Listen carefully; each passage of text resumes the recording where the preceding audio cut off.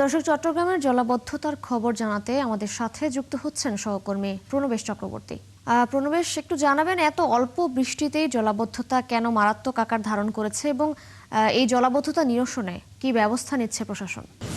তৃষা, চট্টগ্রামের যে খালগুলো রয়েছে প্রায় 36টি খাল সেগুলো খনন এবং সেগুলো উদ্ধারের কাজ করছে চট্টগ্রাম উন্নয়ন কর্তৃপক্ষ, এবং চট্টগ্রাম উন্নয়ন কর্তৃপক্ষের সাথে এখানে সহযোগিতা করছে 34 ইঞ্জিনিয়ারিং ব্রিগেড, বাংলাদেশ সেনাবাহিনী।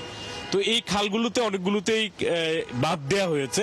বাঁধ দেওয়ার উদ্দেশ্য হচ্ছে এক জায়গায় পানি আটকে রেখে অন্যদিকে সেখানে খনন কাজ বা সংস্কার কাজগুলো চলছে। কিন্তু এই বৃষ্টি যখন মৌসুমী বায়ুর প্রভাবে শুরু হলো প্রথমবারের মতো, তখনও এই বাঁধগুলো খালগুলোর মধ্যে রয়ে গেছে, ফলে পানি কিন্তু সরাসরি এগুলো থেকে নামতে পারছে না। এই কারণে আমরা দেখলাম যে কালকে স্বল্প বৃষ্টি, খুবই অল্প বৃষ্টি, সেই বৃষ্টিতেই প্রবর্তকপুর সহ আমি যে জায়গায় আছি এখানেও পানি উঠে গিয়েছিল।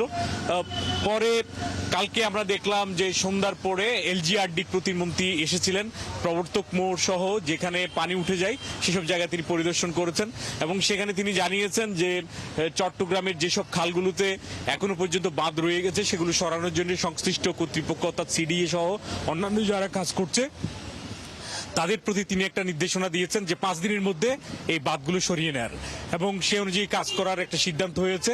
এবং গতকাল রাতেও সিটি কর্পোরেশনের যে হলরুম হয়েছে সেখানে প্রত্যেকটা সংস্থার সাথে বৈঠক হয়েছে এবং সেই বৈঠকেও একই ধরনের সিদ্ধান্ত নেওয়া হয়েছে। তো এই সিদ্ধান্ত মোতাবেক আমরা দেখলাম যে আজকে সকালে কোথাও কোনো ধরনের এরকম পানি দেখা যায়নি, তবে জোয়ারের কারণে বিভিন্ন জায়গায় পানি উঠে যায়। যখন জোয়ার থাকে তখন হয়তো নিচু এলাকাগুলোতে আবার পানি উঠে যাওয়ার সম্ভাবনা রয়েছে বলে এখানে যারা সংশ্লিষ্ট তারা মনে করছেন। তিশা। প্রণবেশ চক্রবর্তী, ধন্যবাদ যুক্ত হওয়ার জন্য। আপনি সঙ্গেই থাকবেন, নিশ্চয়ই পরবর্তীতে আবারও যুক্ত হব। দর্শক, চট্টগ্রামের জলাবদ্ধতার খবর জানাচ্ছিলেন আমাদের সহকর্মী প্রণবেশ চক্রবর্তী।